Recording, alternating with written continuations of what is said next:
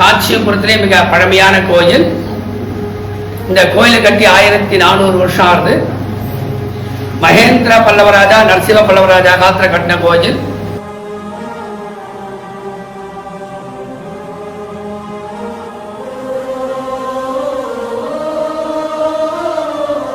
கைலாசத்துக்கு ஈக்குவலான கோயில் இது. பூலோக கைலாயம் சொல்றது.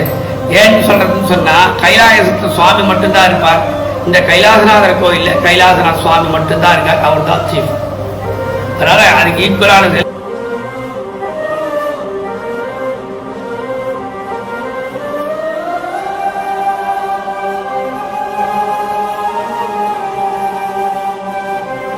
மகாவிஷ்ணு நாரதரும் தங்களுடைய தோஷங்களை நிவர்த்தியாத்துக்கோசரம் சுவாமி நோக்கி தபஸ் பண்ணி இங்க பூஜை பண்ணி சுவாமி சோமாஸ்கிருத மூர்த்தியா மேல இருக்கார். இந்த கோயில முக்கியமானது சொர்க்கவாயில்னு சொல்றது.